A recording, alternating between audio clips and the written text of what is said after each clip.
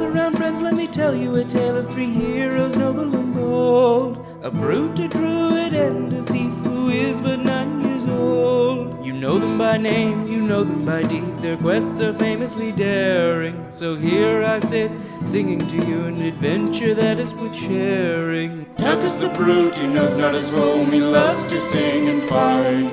Fingers half elf, he shifts his shape and wields a spear with great might. Billy's a thief, his tiny size does mask the largest heart. Best and brightest they may not be, but their friendship outweighs their smarts. So gather round, friends, and listen close, for the tale's about to start.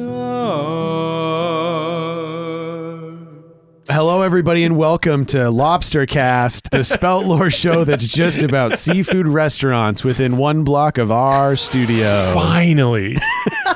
My name's Captain Shawn O'Hara, and I'm your seafaring game master. Oh, I love it. We're doing a theme today, and joining me as always, playing first mate to Comadome the Barbarian, Abdul Aziz. Ahoy there, avast for there be crab on these seas. Is that a warning? I will give you crabs. Playing Ving, the half first mate druid, Paul Oppers. Poop. Deck. And playing first mate Fat Billy, the halfling mate, Jessica Ty. Hi there, matey. I see a lobster roll before me. Going fucking Shakespearean Macbeth with it. Is this a lobster roll I see before me? Is it a lobster roll floating in the sea? When last we left. Your love is but the horseradish upon my oyster's heart. Oh, That made sense. keep going. I will not. Okay, all right. For I have gone too long. When last we left our heroes, they were overcome with a plethora of choices, a plethora of responsibilities. Comadome the Barbarian, absolutely ravaged from both the battles up until the battles of the Pig Wars, the Hogpocalypse, and the encounter with the Oneirophage. Yeah, Fathom ravaged me so hard, and I loved it. You're thinking ravished. They're so close, though. Yeah, It is really close. It is the kind of thing where every time Tuck and Fathom are in the same room, there's a weird electric energy. Yeah, and they don't quite know what to make of it. They're like, I guess that means we hate each other. Do I take batteries now?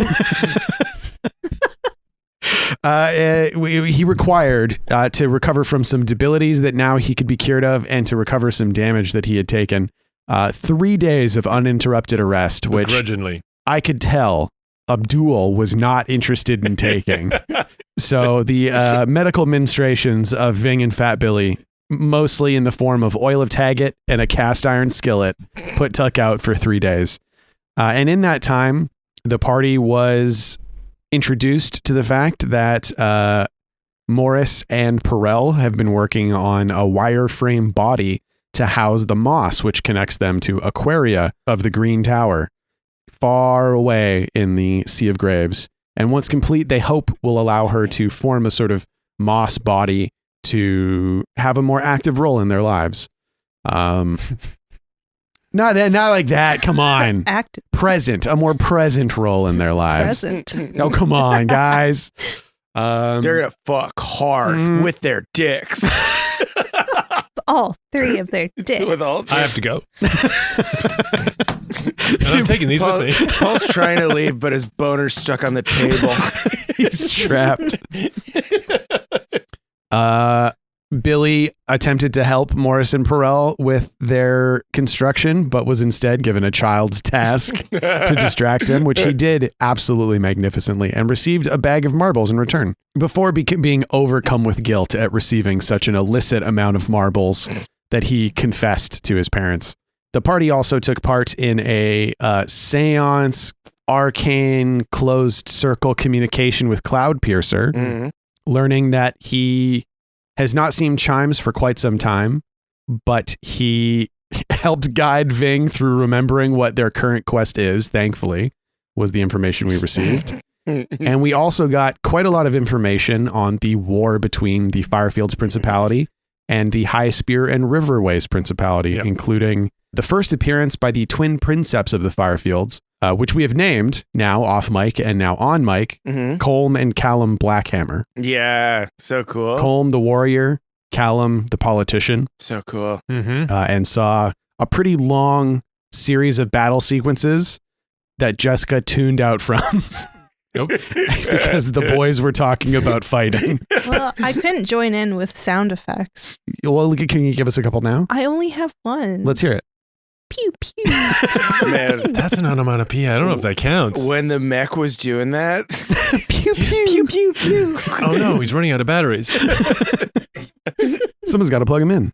Then Tuck took his recovery time, which involved the last vestiges of his dream capabilities disappearing into the ether, into the space between worlds, leaving a void behind. That void was almost immediately filled by Blackspire. yeah. Everybody's favorite metalhead dragon. Using their mental connection, the party received an update. Well, Tuck received an update on Blackspire, who has been consuming so much sunstone that he is becoming sort of a black and white dappled color, and his magma breath has been replaced with flashes of sunstone light. So cool. So cool. And we saw on the walls many diagrams and notes pertaining to Blackspire's physiology and probably the changes that are overtaking him. Got a little look at icon, vessel for the icon of wrath, and rad teen Zane, who is just apparently become sort of obsessed with Blackspire, probably because he's so cool. Yeah. Oh yeah, he's got a t-shirt that says "Got Wrath." Love that. Yeah. Yeah, and he's got black fingernails with obsidian fingernail paint. Oh, so cool. After coming out of this, Tuck now finally, for the first time in many, many seasons, is without the debility to his wisdom. Oh, yeah. Healed. Totally healed. Back to normal. Back to normal. Just in time to realize that while there are many options, the party could go to High Spear, the party could go meet Mother Never Was, the party could try and reconnect with Chimes. They had a lot of places they could go, but not a lot of easy ways to get there. Overcome with the challenges and the choices related to all of those. Suddenly they heard a knocking in the corridor and approached a door with a little brass tag next to it that previously said guest room, but now says hither and yon. So exciting. Yeah. And that is where we find the heroes now. What do you do? Do we just all immediately open the door, or do we wait and make it a moment? Oh my gosh. We're asking ourselves that right You're now. all Wait, standing wait, in front of the door like, oh, what? Wait, what if he's different? What if he's not there? What if he doesn't like us anymore? Or also it could be a trap. Trap expert? Oh, yeah. Oh, sure. Very interesting. I'll do it. 2d6 plus dexterity. 10. 10. Wow. So you get 3 hold to spend on the questions of trap expert. Okay. Is there a trap here? And if so, what activates it? There is a trap here. This isn't a physical trap. This is a metaphysical trap that Billy is feeling the intentions of. And you feel that if you were to enter this space with ill intent, it would not go well for you. Oh. What does the trap do when activated? It sends you elsewhere. What else is hidden here? You smell a scent rolling out from under the crack in the door. It smells like paella. What do you do? I kind of, Tuck doesn't want to go inside because he's like nervous to see his friends again because he's like in a bulk phase and he was way more cut before. He's like, Which is not true. Yeah. He's never once been cut.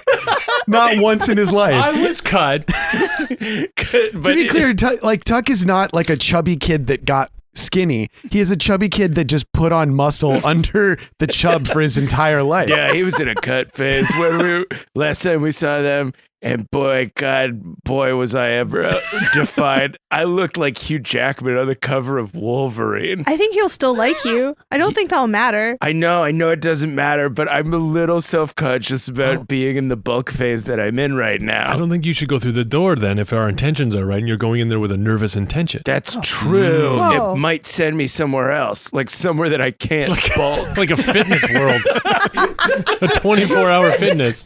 I want to go in there and have the paella, but I feel like it might send me to an anytime. It might send me to hell. What if the 24-hour fitness is like you have to spend 24 hours in there once you walk in? Yeah. They lock the door behind you. And you have to exercise. There's Yeah. someone at the door with a gun. There's guards. Yeah. Yeah. They cross their spears in front of the door. You may not leave until you are well defined. And then open their spears in front of an elliptical machine. They cross the spears, walk over to the elliptical machine, uncross their spears. You get on this one now. So I get One on. of us can only bulk and one can only cut. Which is it? And it's super easy to tell because Yeah. one's huge and one's tiny. I guess, what would your brother eat? Okay, how do we get the right intention to go through this door? Morris? Yes, I'm right behind you. Okay. Why don't you go through the door first? Why would I go through? And then he looks at the tag and goes, "What's that?" You know, it's kind of like a liminal space. It's kind of like a traveling area. It's right up your alley. Yeah, I feel like you would really like this place, Morris. It's like a bar that just appears when you need it. He's like looking, gets really close to the tag and really close to the door. And he's like, still looks like the door that I designed. Yeah, this bar got into your house, Morris. How did that happen? Okay. So you're trying to goad Mortis into going into this place? Yeah, because I'm nervous. I think we're all nervous, kind of. Are you actually trying to goad Morris into going first? Yeah. 2d6 plus charisma. I'm trying to goad him into it. You got to make him think it's his idea. Mhm. 9. Oh, I'll 9. aid. Yeah. Okay. 2d6 plus. How are you aiding? Yeah, Morris, you big chicken. I got 6 plus 7. 7. So that makes it a 10, which means Morris is like standing in front of the door and he's like, if what you say is true, and this is a liminal space of sorts, we're in a liminal space as well. So how did a liminal space connect to a liminal space? It's like two liminal spaces docking each other. There's great power at work here. And if there's one thing Morris Wadge has never shirked away from, it's great power. All right, I'll do it. And then it cuts to 10 minutes later, and he's wearing like one of those old style scuba suits. He's got a diving helmet on. You just A hard hat? He's like, I'll do it, and he walks away. What? And Where yeah, the fuck you is hear a he bunch going? of clanging, and then about 10 minutes later, boom, boom. He's got canvas. He's got brass on his head. Perel is standing behind him with a big bellows, Yeah. like pumping air into a tube. Yep. Back up, everyone! I'm going in. We could barely hear him through the map. And he stands in front of it, and you see it. You can't hear him breathe, but you see his body go up and down and up and down. And then he twiddles his fingers and he shakily extends his hand towards the doorknob, and he puts his hands around the knob and he turns and he pushes the door open. But it's a pull. This is terrible improv. It's great. It's a pull. And it doesn't move. And then he pulls. The door opens. And there's sort of like a dim, like the light's not quite as bright as it could be in here. candlelight. Candles, Flickery. flickering candles. Mm. And he steps into the darkness. What do you do? I follow him. Oh, wow. Send a light cat in there. Sure. Tuck is terrified Yeah. of seeing his friend again. Yeah, he looked back and he's wearing a big loose sweater. A big loose hoodie. And sweatpants. He's not wearing sweatpants. He's wearing a hoodie and a loincloth. Yep. Are you wearing one of those? What? Like those big hoodies that go down to your knees? Yes, that like a Walmart It's hoodie. a poncho. Is he A got snooty or Perel's whatever they're reading called. poncho. yeah. Perel's reading poncho. Yeah. So is it Billy follows Morris? I will follow behind Billy cautiously. Yeah. I grab Tuck's hand Oh, yeah. I let Ving guide me in. It's quite dim in the hither and yon, Mhm. but it is as you remember it for the most part. You see the barrels, the big rope spool tables, barrels with wooden tops, stool chairs, a comfy chair, and a little couch next to a fireplace off to the left. The old bar. Everything is surprisingly, based on the last time you were here, devoid of dust. What do you do? I follow my nose. You're Head walking towards the kitchen. Walking towards the kitchen, where you remember the kitchen to be, off to the right of the bar. And Morris is ahead, thunking in his diving bell costume. And from one of the storerooms, suddenly, bursting out, you hear, "How about these scallywags?" And a massive form bursts from the storeroom, and Morris is pounded to the ground by the powerful form of a woolly pig. Whoa! Francis! And then Victor runs in. And you'll stay away from my family, you scoundrel. There's Oh no, they're going to have an accent off. two animals just roaring and squealing at each other, and then Francis makes eye contact with the three of you. My word! Big eyes, glistening anime. Welling up. The welling tip. It got me. I'm so happy to see you again, Francis. I go hug him. Doth mine eyes deceive me? My boy, the small boy. It is me, Fat Billy.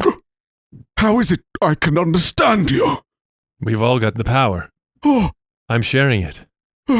And you hear from the top of the stairs a creak and a door swinging open. You hear, Francis, what's going on? And thumping down the stairs, a figure. Who knows who it could be? Mysterious. First you see... Can I roll to figure out who this is? Absolutely. Discern realities. 2d6 2d6 plus wisdom. Wisdom 9. Okay, so you get one I'll question. I got 6. I failed. You can aid him. Can I aid? What? Yeah, because you got a 6. Yes. Oh. Yes. 7. 7, 7, 10. Okay. So you all look towards the stairs at the same time. So what are the What? questions that you ask? What here is not what it appears to be. Why would you ask that one first? Actually, there is an answer to this question. Uh-huh. You see fine leather boots coming down like the stair, Whoa. like well made, not ostentatious, but well made. Mm. My goodness. But you see them on feet bigger than you would expect. And there's a longer distance between, like the legs keep the torso out of sight longer than you would think they would. So tall. And as he's coming down the stairs, you hear, "Kiss me." Ding, ding, ding, ding, ding, ding, ding, ding, ding. And the candles are like flickering. Yeah. What should I be on the lookout for? You see touching as Kiss Me by Sixpence None the Richer continues to play. You see a hand touch the banister, a metal hand.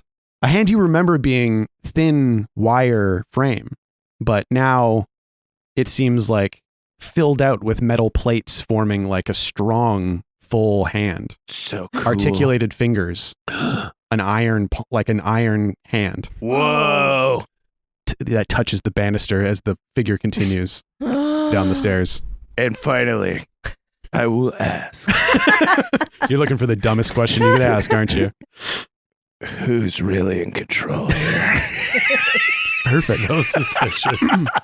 And you see a fairly broad and filled out torso Mhm. in an apron, a leather apron, underneath a linen shirt, kind of wide shoulders, bit of heft on him, Mhm.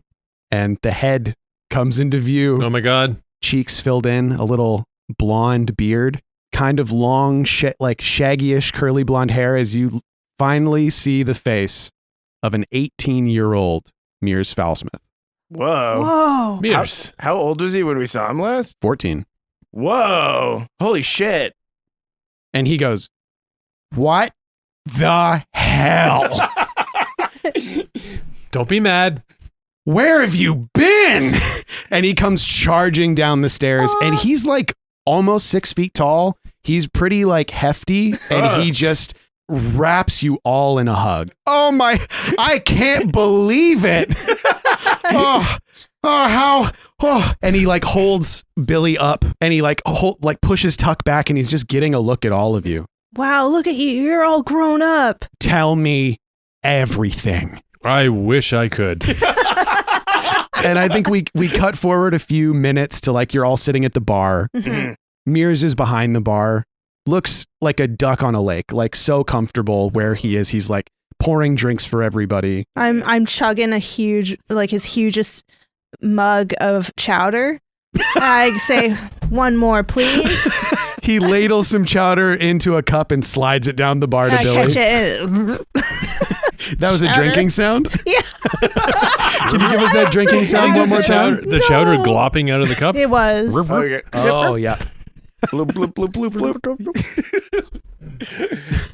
And we lead it to Mears and we're like, is that dairy free? Is that a dairy free chowder? Oh, no. Oh, fuck. Yeah. Well, Listen, we're all here to celebrate, right? We're all here for a good time. Billy's on the counter. His like shirt is open. His tie is really loose. A bunch of soup around his It's in the around his face. Yeah. Like padlock shape, like a mustache and a goatee. Exactly. yeah, Yeah. exactly. What are Tuck and Ving drinking? Ving grabbed a bottle of the oldest bottle he could find. Like we're celebrating. Oh, yeah. It's an old bottle of Macallan Oxblood. Ooh. Hey. Yeah. Pulls the cork out with his teeth and then glugs for everybody who wants one. The thick red liquor pours into the cups and gets passed around to the adults, Mhm. including Mears, now a man. Oh, now he's allowed to drink. Are you legal? I mean, depends on where you are. I don't know that we've ever established a canonical drinking age. That's true. Yeah. I think we've just kind of thought it was weird sometimes if somebody gave booze to Billy, but that's pretty much it. Starts drinking from his cup. And Mears is just kind of like fiddling with his cup.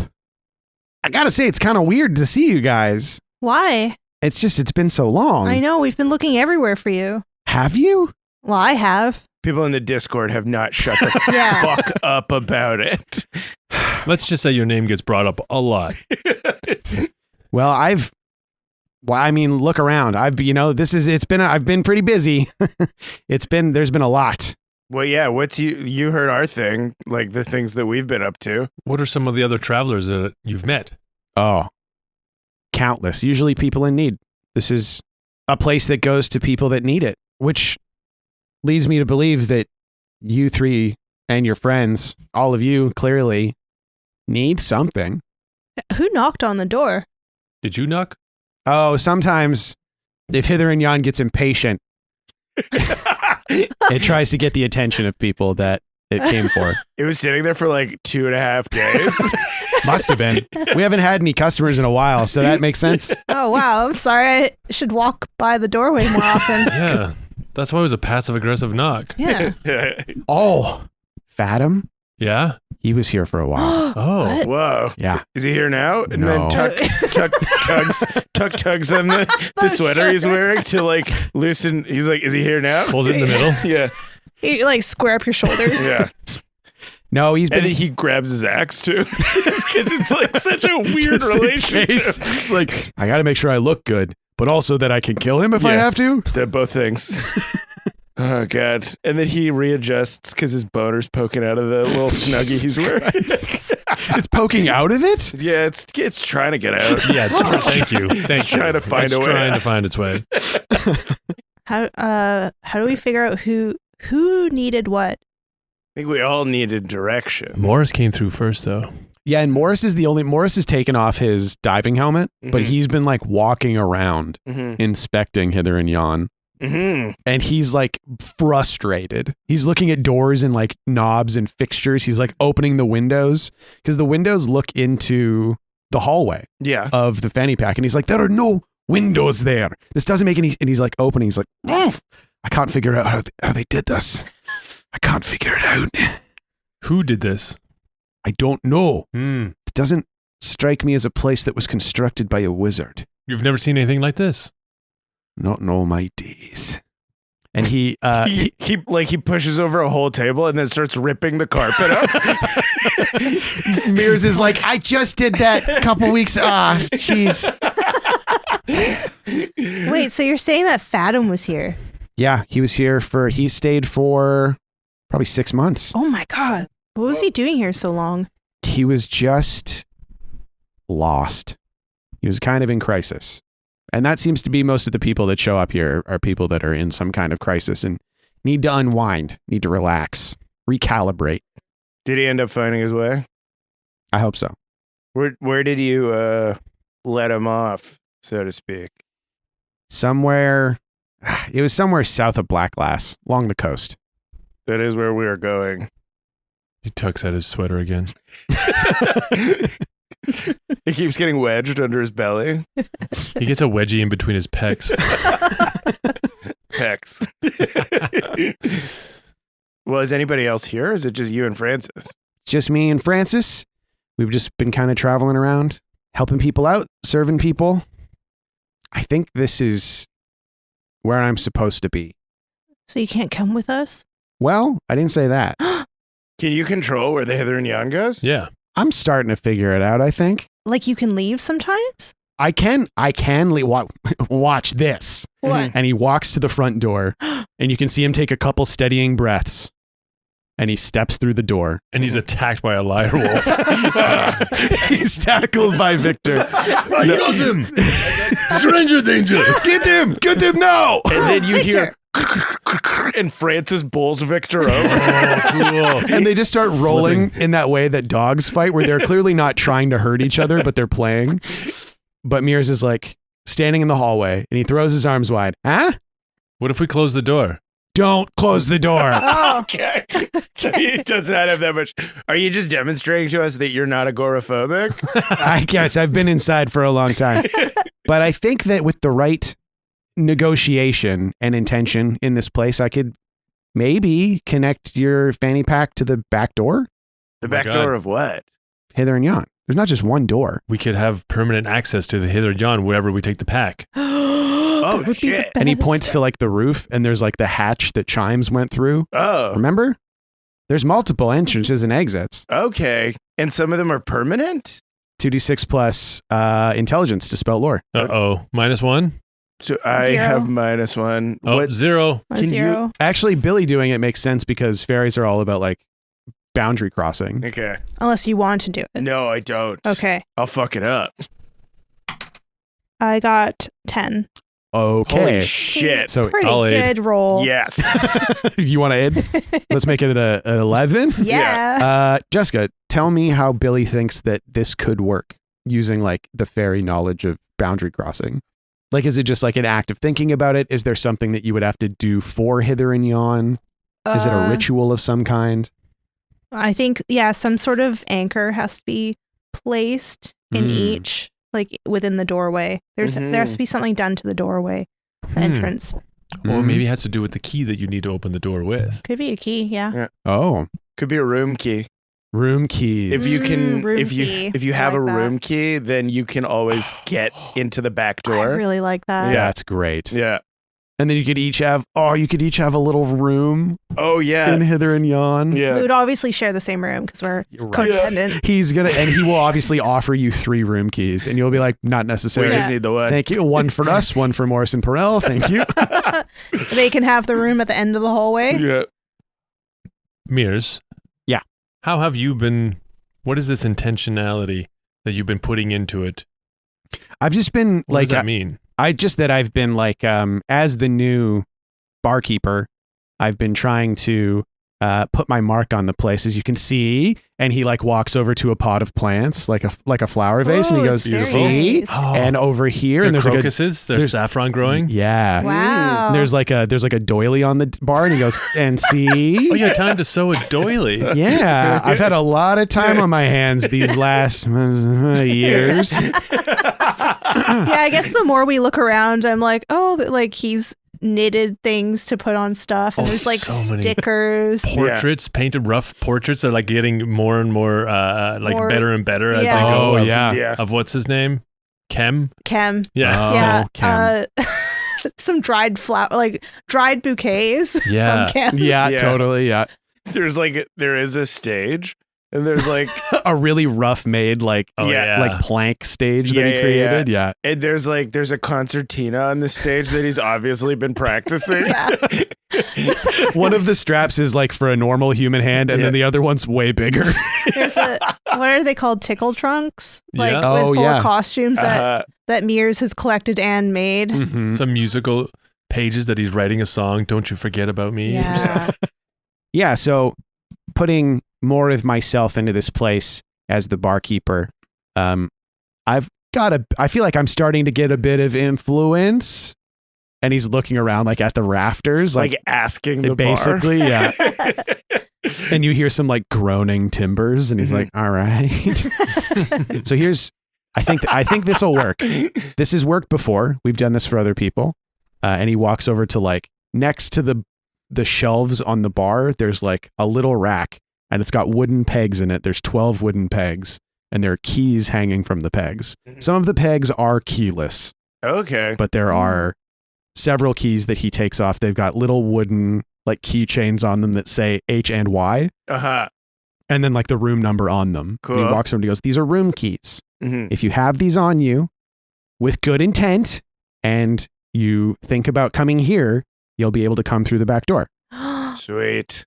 And that should be able to get you into hither and yon whenever you please. Wow. He starts handing out keys.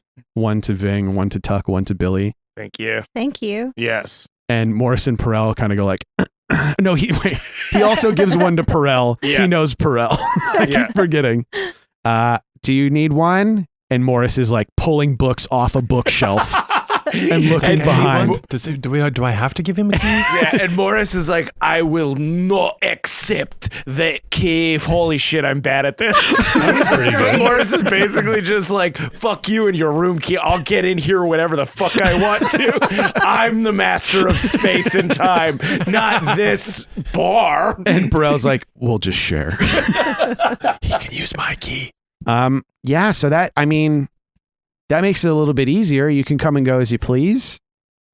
But what do you need right now? We just, I don't know about everybody, but I just want some time. Oh, and if Hither and Yon's good at giving you anything, and he pats the bar, it's time. And then the Cheers theme plays. Nobody knows your name. Except for that guy. Da, da, da. It plays over a montage of Morris like ripping the main room apart. And like Mir's like pushing him away from stuff. Yeah. Following him around with like a hammer and nails. Yeah. Putting it back together. Morris like in the diving suit, like taking swings at Mears. But they're like woodcut drawings. Yeah, Illustrations. totally. Victor and Francis rolling into furniture, fighting each other. Billy has started knitting a doily. How is he at it? Not good. What do you guys want out of this rest? Like, we can chat. We can get, I think. We just rested. Yeah. Yeah, totally. I want to ask Mears. I go up to him while he's hammering down some floorboards. Yeah, he's putting some floorboards back in place that Morris tried to pull up. Mm-hmm. Hey, Mears. Yeah. Have you stopped anywhere like really spooky and weird? Oh, lots of places. Like, have you heard of Mother Never Was? Has anyone mentioned that name? He stops nailing. He hits his finger. Yeah, but it goes clang because it's made out of metal. That's cool. What do you mean? Well, we told you the whole thing about the gibbous man, the god of the sky, is like tracking us. Yeah. So we found out that there's like a thing that he's scared of, and it's this like bog witch called Mother Never Was, who's like crazy deal maker, super scary. Seems to play with spaces. She supposedly like knows some stuff about him that might help us when we fight. Yeah, she hates chimes. We know that. We learned that. Pretty much the entire planet is terrified of her. Yeah. And he gets up and he like he wipes his hands on his apron. I'd stay away from Mother Never Was if I was you. What do you know? A couple people have come through that have dealt with her, some in better shape than others. How so? Well, one lady came in and she seemed fine. She came out of some sort of swamp, but she just needed a place to stay. So she stayed here for a couple days. And then the next day it was like she was a totally different person and she just went ballistic. Uh, And then another time someone came in, this old man. And then I found out that he was like 9 years old, but he's this old man. And all of them, they just babbled and babbled about Mother Never Was. And you travel around as long as I have and the places that I have, you know that if someone's name comes up that often in situations like that, you want to stay away from them I think we've already run into her. and you want to go back. it was an option, but I feel like it's probably the worst of our options. Yeah, it's not sort of a last resort. It's not necessary at this point. What about Chimes? Have you seen Chimes? Yeah, oh yeah, once or twice he's got one of the room keys. Oh, cool. That's so sick. I love that. Can we call him? Can we call him? We need to speak with him. I can't call him, but he might show up at some point. If he does, I can All right, let me try this. And then Tuck goes to the front door, cuts the line that was connecting Morris's diving costume to like the rest of it, and he closes the door. Whoa! And then he opens it again. What's there? Whoa! what do you think is there? I don't know. Should we roll? Yeah, you can roll. I guess so. Because our intention is Chimes. Yeah, we need help, and he's the stepdad of the waves who can help us. Stepdaddy of the waves. Give me a defy danger wisdom. 2d6 plus wisdom. 12. Oh my gosh. So you close the door. Morris goes, no! No. And the shutters over the windows all slam shut. Whoa, Cool. sick. They shudder like Yeah. And then Like a you storm is raging. Whoa. You open the door again and you are looking straight up at a stormy sky. Whoa! Oh, sick. Are we in Straight the, up. Are we in the Sea of Graves? You are looking Wait. at a stormy sky. Straight up? Yeah. Straight up. Okay, we climb out of the front door. And you like reach out in the door and you can feel the change in gravity as your hand passes the Whoa. threshold. So cool. And you grip onto the sides of the door frame and you touch like old weathered planks. Whoa. Hello? And you poke your head out Oh, we're And- in the boat. and sitting The shipyards. like 3 feet away from you on a bench with the tiller in his hand is Chimes. Chimes! He's totally nude. He's got a little breechcloth just hanging over his balls. I let go of the door frame and I fall down. It's weird because you fall down, but you just like land back Yeah. on your feet, standing at the door. Tumble a little bit into the bar. Huh? And he goes, "What the fuck?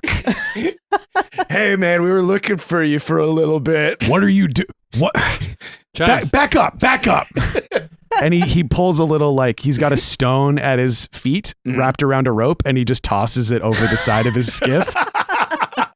And as he like tosses the rope, his boat comes to like a dead stop. Oh, cool. Cool. And then he tells you to back up, Yeah, we back up. and the door is clear, and he just like steps over the door, drops through, and very fluidly lands on his feet. So sick. Oh, cool. Tuck readjusts the giant sweater he's wearing around the crotch. Has Tuck been soft at any point? In the show? No, never.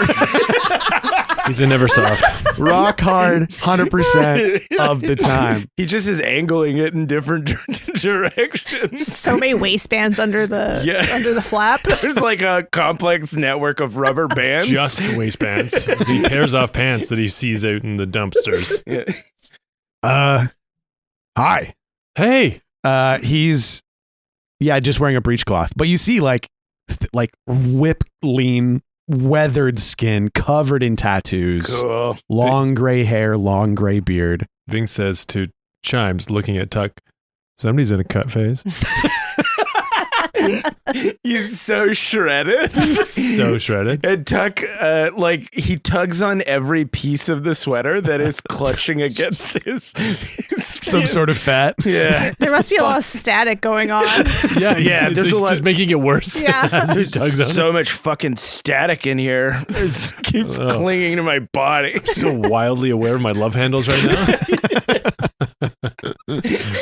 And he walks around all of you, kind of giving you like a weirdly wide berth, and then like behind the bar, and grabs a clay jug, pops the cork, smoke starts pouring out of it. Cool. He pours himself a glass. Mears comes out of the kitchen with like his like regular order. Yeah, totally. Which would be, it's like stew and biscuits. Nice. Yeah.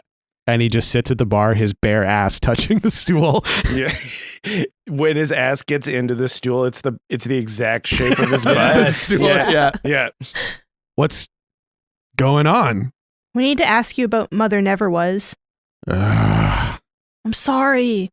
We just need to know. Yeah, we saw, well, Ving saw like a vision where you stole the ink that you tattoo yourself from her. He's just like looking at his stew. And then we saw that sick ass fight that you had with the gibbous man. Yes, Pretty when you cool. raised the graves from the sea. Oh. That was so fucking sick. We basically are just telling Like him the fan story. club. Yeah, of his life back to him. And he's not, look, he's eating he's dipping a biscuit in his stew, eating some biscuit. And then you were like, and then you're like, you're like, something came out of your fucking mouth.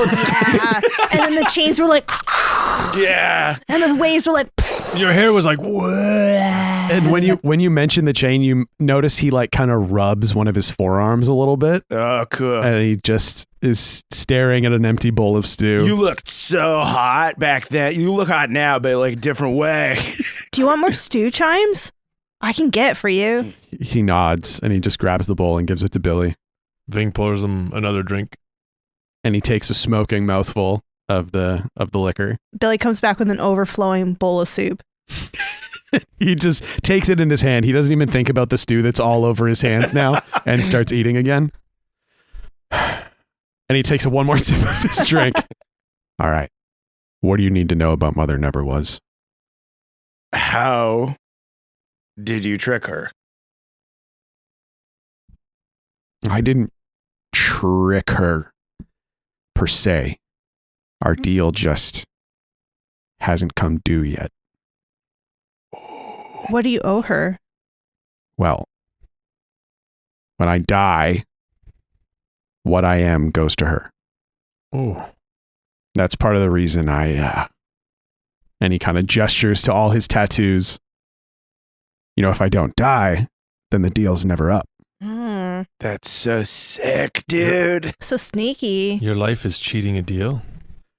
My life has always been cheating a deal. Fucking so cool. I'm gonna stop talking because this shit's so sick. Chimes, how did you beat the gibbous man? I had to give up a lot. My breath, you've heard the song. I don't have to go through the whole thing. What's the real version, though? You and I both know a song is a song. Song's a song. Truth's truth. Well, you saw, sounds like from the whatever you did, you saw kind of how. I like the idea that he saw us see that. Oh, he probably felt it happening. Yeah. I also love how fucking like dismissively he like gestured when he was like, whatever you did. Whatever bullshit you all pulled. He's seen it all. This is like, whatever, some kind of bullshit. Some kind of spirit bullshit. That's your thing. Everybody's got a thing, and it all works away. And then he looks at Tuck and he's like, except for you, you got don't have anything. Nothing. So what you're asking is how he actually defeated the gibbous man. Yeah. Yeah. Weaknesses, vulnerabilities. He's also probably spent an eternity thinking about how he would beat him again. Yeah, that's true. The things I learned from Never Was, that was how I was able to give myself to the sea. And in giving myself to the sea, I retained some of its power, just enough to get the upper hand, just long enough that I could win. Chimes, are you a god? Not anymore. When were you one? When I had to be. And now, the deed was done. The fight was won, Didn't mean to rhyme there, but sail for long enough, it just kind of happens. And now, God, I'm just so fucking good at stuff. now I get to spend the rest of eternity trying not to pay a debt I owe. What happens if you pay it? Mother Never Was gets the power that I have. I don't even want to think about it. Is she that bad? Are you that powerful? Yes. And yes. Should we be more afraid of her or of him? Well, who do you fear more? Your enemy or what your enemy fears? Whoa, that's a cool way to think about it. That's a really cool way not to answer the question, Yeah. Chimes. Wait, Chimes is so sick. Chimes. Shawn, you're so sick. Billy's like playing with the soup that he spilled all over the counter.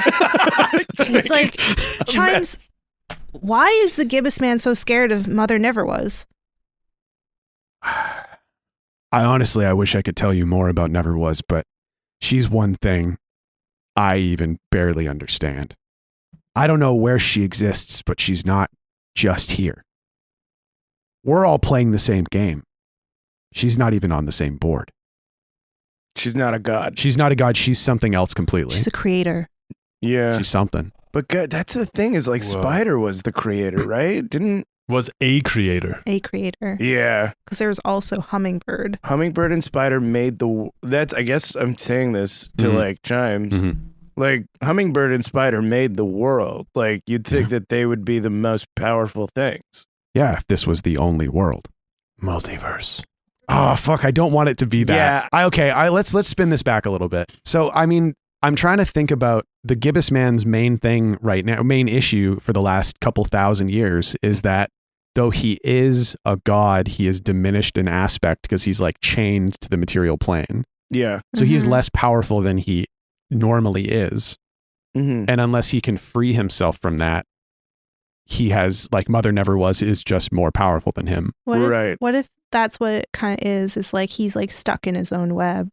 Oh, And yeah. that's what's keeping him on this plane. And Mother Never Mhm. Was is untethered. Like because she can like see all the paths untaken, all the Mhm. strands of the web, she can travel them easily. She is the So thing. he's at her like mercy. Okay, that's cool. So that is where her power is from, is that she's all of the things that were never made. Which is like outweighs Yeah, the creation that was, which is a lot. yeah. Her possibilities are like infinite Yes. Mhm. just because of the nature of it. But it comes from non-space. Yeah, so there's something that limits her, because if she wasn't Yeah. just, Is it choice? I mean, maybe it's that because she is the things that never were, she can't make choices like Oh, that. cool. Oh. So she has to, so the only way that she can influence the world is through other people. is by other people's desires and their Their choices. choices. Yeah. Oh, and when people make choices out of fear, it's often like not the right thing for them. You know, Mhm. it's not always the smartest decision. Yeah. Mm-hmm. So that could be how she is trying to control the outcome Mm-hmm. that would benefit her most. So, oh man. Okay, wait, sorry, I just started. Does that mean that Mother Never Was is a god?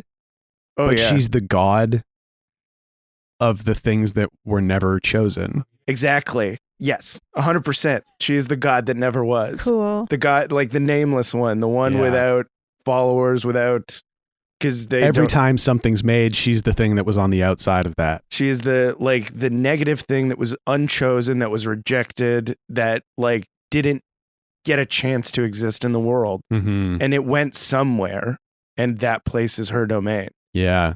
I love it. Wow. Which means that even time does not have dominion over Never Was. No. Yeah, she exists outside everything. Yeah, Wow.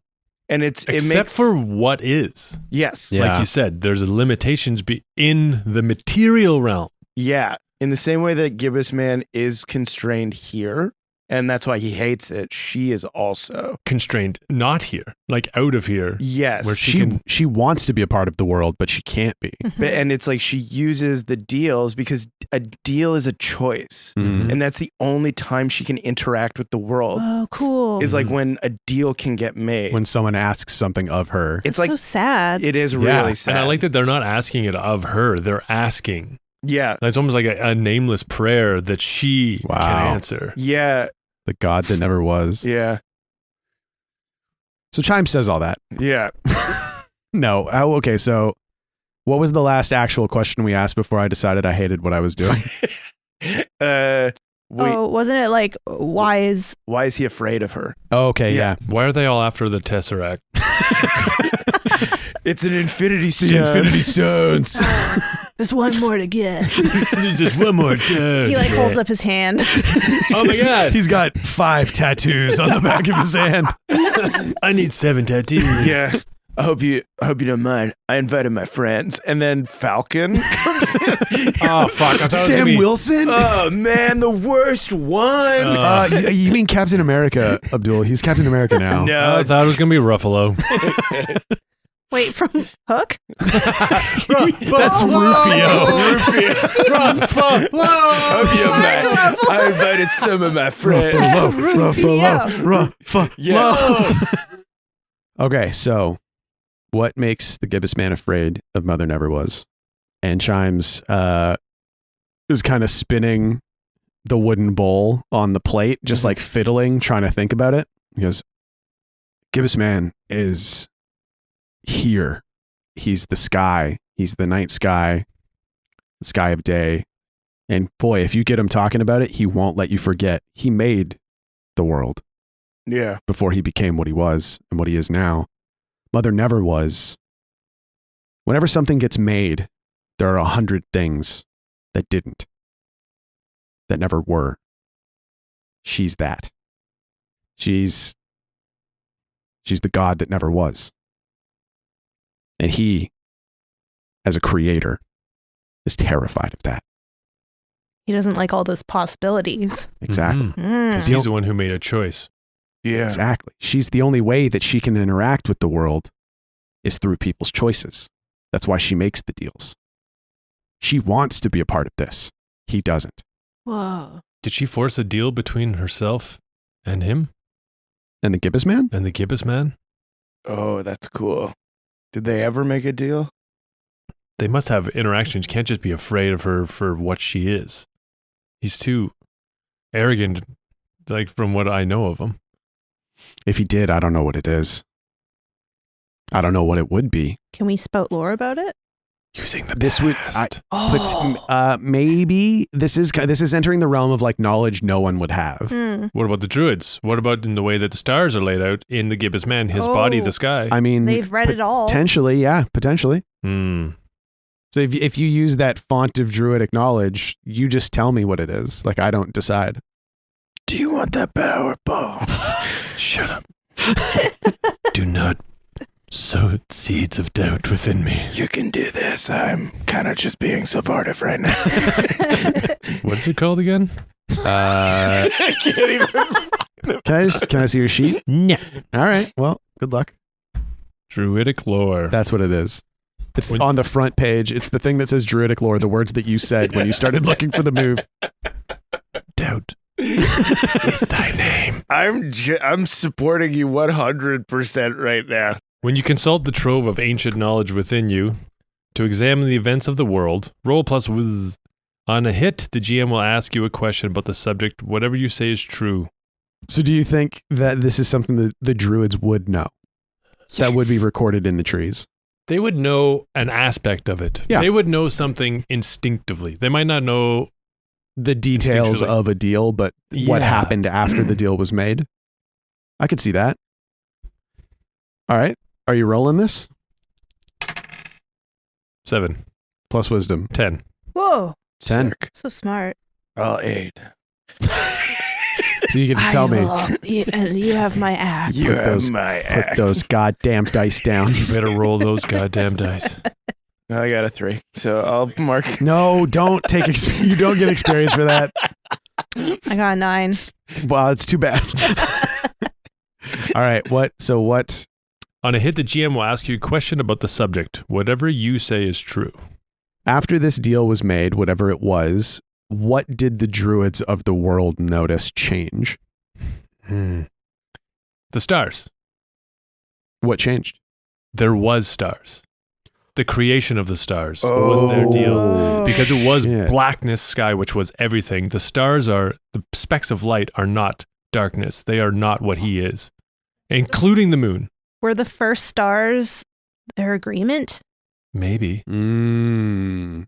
There was the contract. The first contract was the stars. And I feel like we missed the part where Paul said that was also the creation of the moon. Uh-huh. Yeah. That makes sense. That makes sense. So his mother never was Lillian's mother? That That's cool. makes sense. That's cool. That's sick. That's The cool. Gibbous man and mother never was are exes?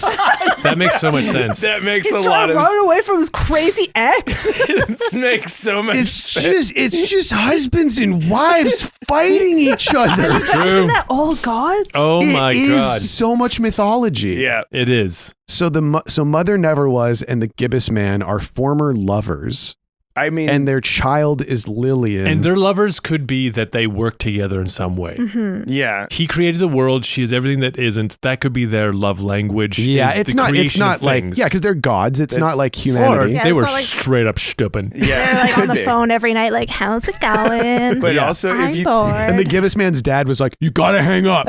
My buddy's calling. You've been tying up the line all night. I'm trying to get on MSN.bc. Yeah. I tried to call you 6 times." BC, what? MSNBC. Isn't that what? I'm trying to get on Is that the news channel that everyone likes? Yeah, that's the one. Yeah. I MSN.bc. miss MSN. So okay, that's big, but that Yeah. really fits. That makes sense. Yeah. So Ving says this. Ving tells everybody.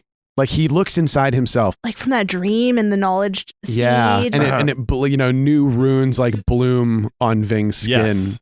Oh, yeah. Yeah. Oh, Pointillism runes. pointillism. Uh-huh. Yeah. Like he's like becomes covered in a map of the entire sky. Whoa. Stars that we've never seen because we haven't traveled far enough to see them. And then when you're doing the communion with the seed in your chest to get this information and the tattoos start to show up, Chimes grabs your wrist like really tight and slams it on the bar and then just starts reading. Whoa, cool. Yeah. He I like that. So he starts reading the runes and the points of light that are like appearing on your skin. Yeah. And then he kind of like makes a gesture as if he was tossing a book down on a table, but it's your hand. It was already there. And he Yeah. sits down at his stool and he pours another drink of smoking liquor. He takes a big gulp, just sculls it, takes the whole thing back and goes, "Okay, so Mother Never Was is my mother-in-law. Oh, no wonder you're scared of her. That makes sense. I wish I knew that before. I wish I knew that before. You know, I want to say that I missed you guys, but..." Sort of shit I don't miss. And Mears is like wide-eyed. He's been cleaning the same glass for 20 minutes. His metal fingers are just like chipping away at the Yeah. glass that he's cleaning. He's whittling the glass. I do wonder, given all of this, what is it that makes a god a god? He kind of looks at his drink, swirls it around. Consensus? What do you mean? I mean, power is power. Influence is influence. There's not like, this is a god and this is not a god. This thing that's not a god could be as powerful as a god. This guy, he kind of gestures at Billy. Look at him. So drunk now? So round, so small. So much cream. So much soup on his hands. Yeah. Going. This guy's a god. The power contained within this little guy compared to him, and he points at Mears and points back at Billy. That's a god. Amir's like, what the fuck? Why would What you? did I do? It like puffs up like, oh my God. Well, it's just, you know, Yeah, it's the stories about the influence. yeah. It's not a switch you flip.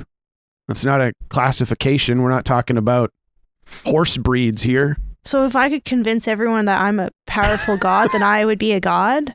A god is slightly above a mayor, Billy. So therefore above a chef. That's true. That's true. I could be more powerful than a chef. Billy's like, I need to be alone. I got some things to think about. Takes his room key and waddles away up the stairs. Climbs back into the boat. Stands out there. I don't like this. I don't want to be a god. It's too scary out here. It's too cold. He stands out there and then dumps all the marbles into the ocean. I don't need you anymore. I can have breakfast whenever I want. Oh, I love that he's getting rid of the marbles. Can he please get rid of the Yeah, I marbles? do. That's what I do. He drags his marbles outside. I'm free now. It's been a weird prison that we It has been. It's the scene from Titanic when Rose drops the heart of the ocean into the ocean. Oh my gosh. Watches it goes into the water and disappear. Yeah. Makes that little weird sound. I'm free. do do do do do do Do, do, do, do, do. Fuck, we've a lot of big revelations here. Oh yeah. And now it comes time for Perel to ask a question. Oh. Yeah. Perel has been eating a big bowl of paella. He fell asleep for a while. He's been sitting in front of the fireplace. He's got his feet up, and he wakes up and he looks over at Morris's diving suit and the cord that goes to the door that was very roughly cut with like a steak knife. And then he sees the bright sky outside, the overcast gray of the clouds. And he goes, "Hey, where's the fanny pack?" Oh shit. We look to the door. And Morris, who's been like knocking on a nearby wall and listening, goes, "Wait," and looks at the open door and it rushes towards it. And yeah, Tuck runs and he's like, it's fine, I can fix this. What did you close the door? I closed the door and reopened it. It brought us here, and look what I can do now. And Tuck takes the door, closes it, And he's Mears like, goes, "No!" welcome back to the fanny pack. And he throws it open. And you open the door to a war. You see a field before you, churned to thick, viscous mud under hundreds of Bubbling. booted feet. Hot mud. Hot Steam mud shooting steam out of vents giant. popping out of the ground. In the distance, you see tents ablaze. You see people with spears on horseback rushing down a hillside. And you see great mechanical bodies thumping in the distance. Swarms of mechanics keeping them running. Knights in heavy armor drowned in the mud Oh, puddles. yeah. Bodies all over, smashed into the mud. At the head of these forces, these mechanized armored forces, you see a large man, dark skin, burning red hair, holding aloft a black bladed sword. And that's where we're going to end it for this week. I'm your game master, Shawn O'Hara. Joining me as always, playing Tacoma Dome the Barbarian, Abdul Aziz. So long. Playing Ving the Half-Elf Druid, Paul Oppers. Take care. Playing Fat Billy the Halfling Thief, Jessica Ty. Bye, everyone. Thank you to Aaron Reed for our intro and outro music. You can find all of Aaron's original music at aaronreed.bandcamp.com. You can find all of the music produced for the show at Spotify. And thank you to all of our Patreon supporters around the world. If you'd like to support the show, join us at patreon.com/spoutlore or spoutlore.com/money, please. And thank you finally, and most of all, to all of you for listening. We'll see you next time. And so ends the tale of adventures three who tried the best they can. Though dumb and scared and lost they be, fun times abreast in revelry. And though our journey may be like a conclusion, we will not leave you without a resolution. Return next week to hear some more whilst you commute or do your chores. And for you, I'd gladly spout lore. The Fable and Folly Network, where fiction producers flourish. Now playing from Voyage Media. A naked woman picked up the recently decapitated head of a goat that had been sitting in a large silver-colored bowl. She held the goat's head high above hers, its dull black eyes staring emptily as she threw her black hair and allowed the blood to trickle down the front of her body. When the lights go down, what stories really stick with you? Presenting Fever Dreams, an anthology of dark genre stories, horror, crime, sci-fi. My eyes settled on a crystal piece, the only thing hanging on any of the walls. A man's face, set inside a raging sun. The eyes started to glow. Now playing from Voyage Media, in association with Seven Lamb Productions, creators of the hit audio drama Tower 4. A new descent into darkness in every episode.